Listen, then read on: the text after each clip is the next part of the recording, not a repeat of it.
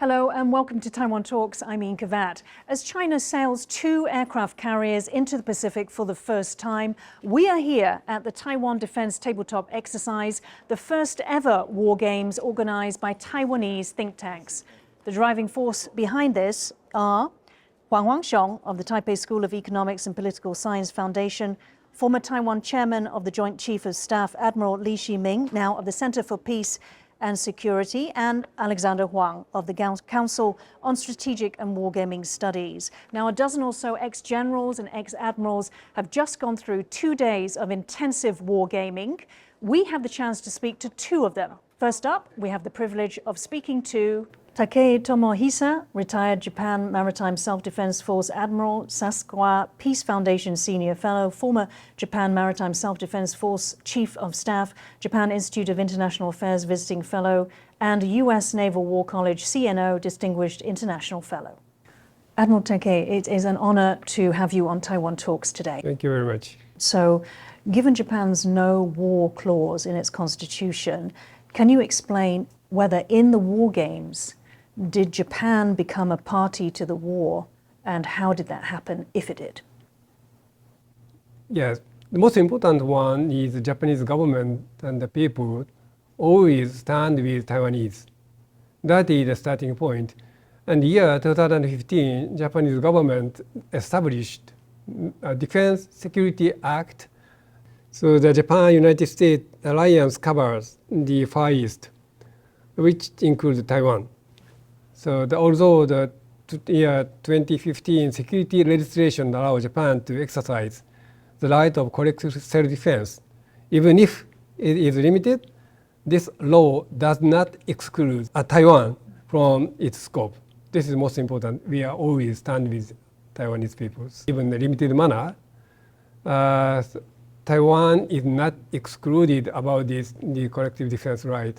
So if the situation of Taiwan is clearly the threat to Japanese people and the lives, also the daily activities, and Japanese government may support the defense operations of Taiwan under this national security protection.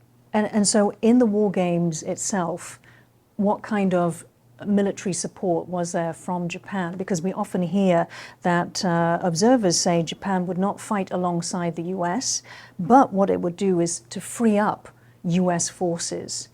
Japan is always the fight with the United States.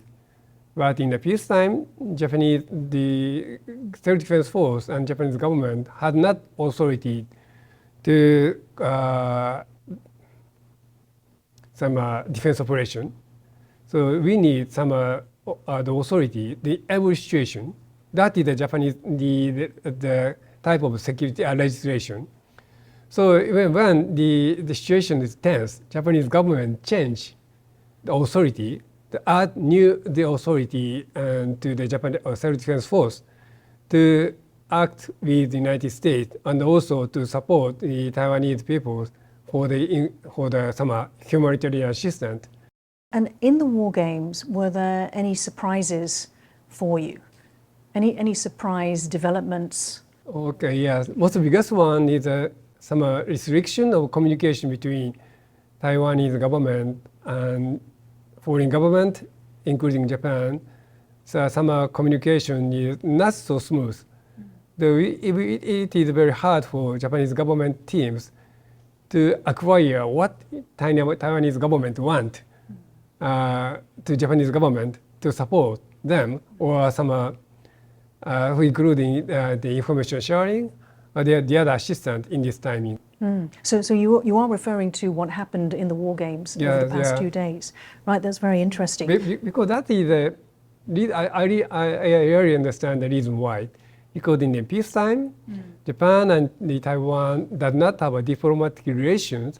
The channel to discuss such a security issues is very limited, almost nothing. Yeah, only track 2. Only track 2, yeah, that's right, level. like this one. Yes.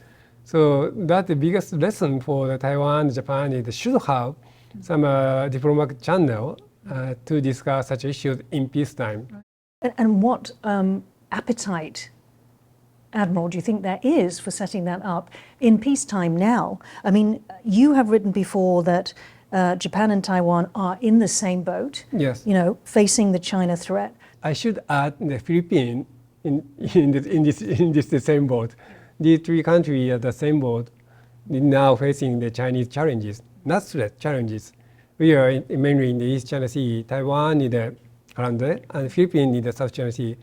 The three countries should cope with the Chinese challenges, and always our mind is lead China to the off-the-ramp situation, de-escalate the situation. That is the main objective of the cooperation of three countries.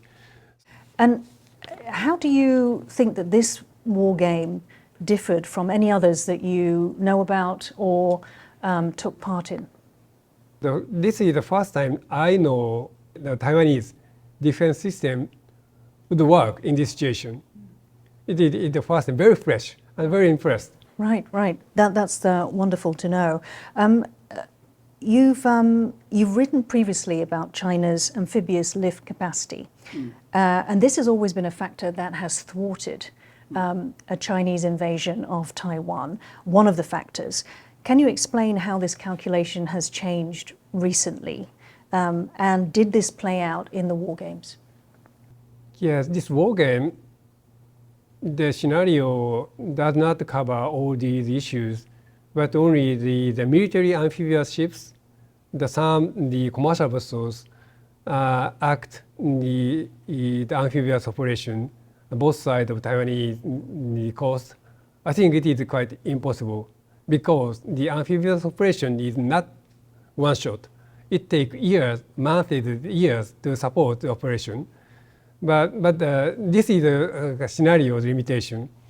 But the current situation in China is expanding the military and commercial sea lift capability with using the ro-ro ships, also adding the new some flat deck ships for the amphibious landing.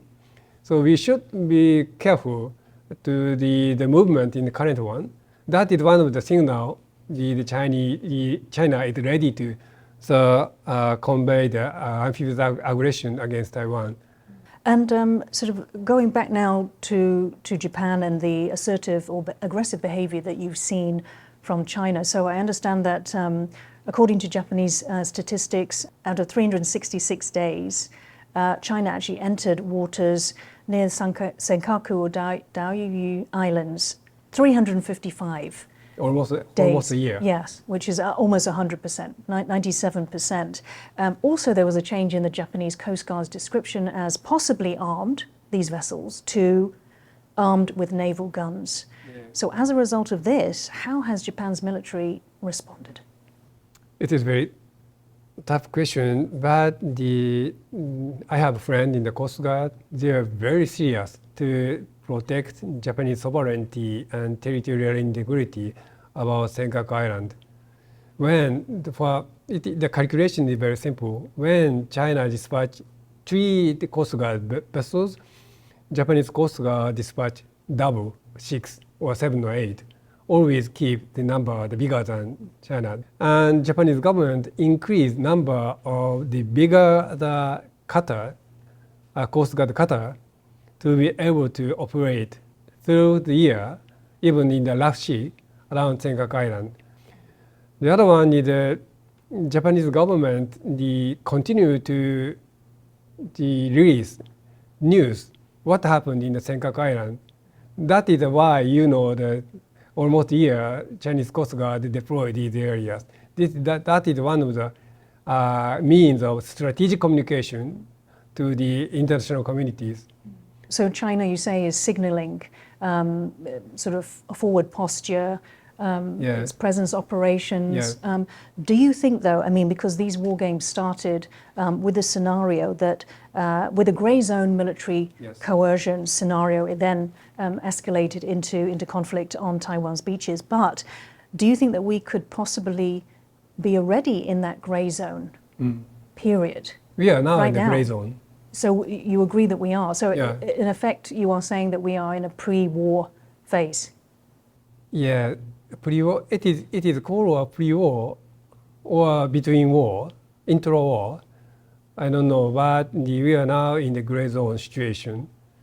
The some danger of the situation will escalate is clear. So how to cope with the situation, including Senkaku issues, is the urgent issues for the Japanese government and Taiwanese government as well. And did the war games help to, provide solutions to this? I learned a lot is when, for example, when Japanese government switch or some passive reactive policy to defense to more proactive one, it is very difficult to catch the timing, change our defense policy to even defend Taiwan, to protect Taiwanese people. It's very difficult. That is one of the lessons I learned from this simulation. Okay. Pete Hegseth said at the Shangri-La Dialogue in Singapore that, the China threat is real and it could be imminent. In your view, as one of the closest countries to China, exactly how imminent are we talking about? We are always challenges.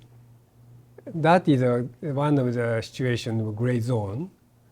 Senkaku also some survey vessels enter Japanese territory in these years. In these years, one of the biggest challenges, and also the Chinese spy ships cruise around Japanese archipelagos to collect information. That is the situation. That what we should do is do not make situation escalate to the conflict or the situation. Always we consider to continue deterrence or to continue the greater situation is far cheaper than the defense operation. So we should remember, the situation always lead to the off the ramp. And perhaps this might be one of the clues. So one of the conditions for this war games, which was meant to be set in 2030, the organizers had set this. They said that Taiwan's value to the US is failing. So they identified 3 pillars. First, as a democratic partner, because of Trump's attitude towards Ukraine, assuming.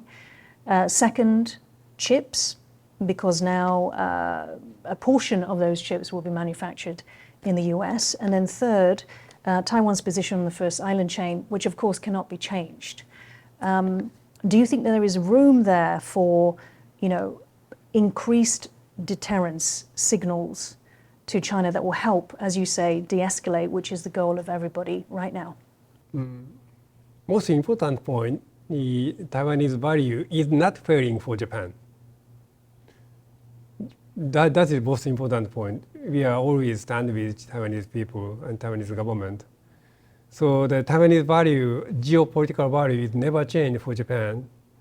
So if the United States think about such a situation, such situation, Taiwanese values is failing.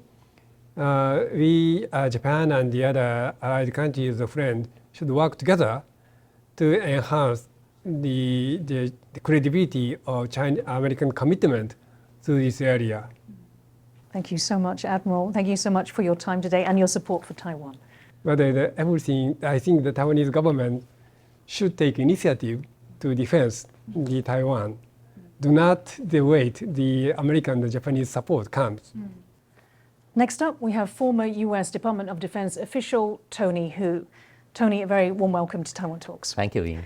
Okay, so China has sailed 2 aircraft carriers east into the Pacific. They're doing simultaneous drills.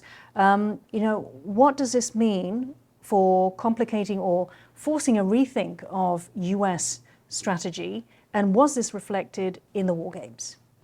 Well, the United States actually expected China to implement their anti-access area denial strategy.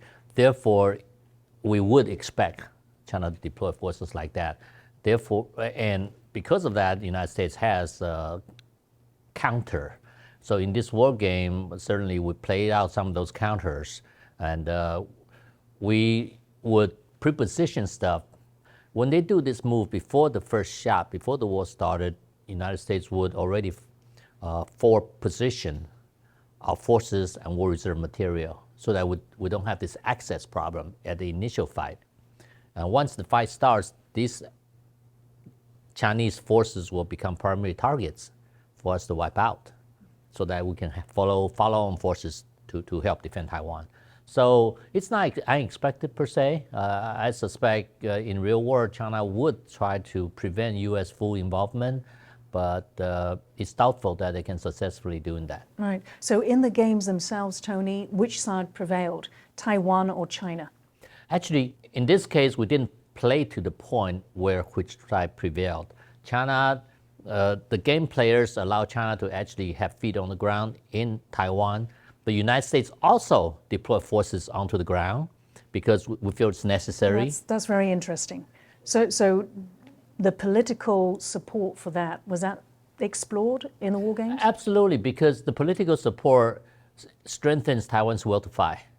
So in the game, we told China, if you do this, we're going to recognize Taiwan as an independent country.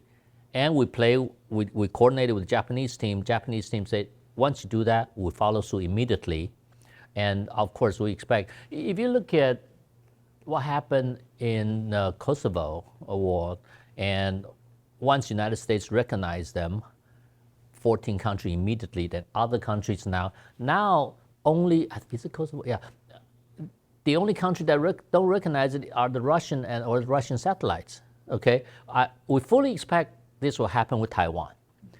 If the war starts and United States take the lead in recognizing Taiwan as a sovereign country, we fully expect other countries to immediately follow. And during the war game, as I said, the Japanese team said that they will immediately follow. Mm.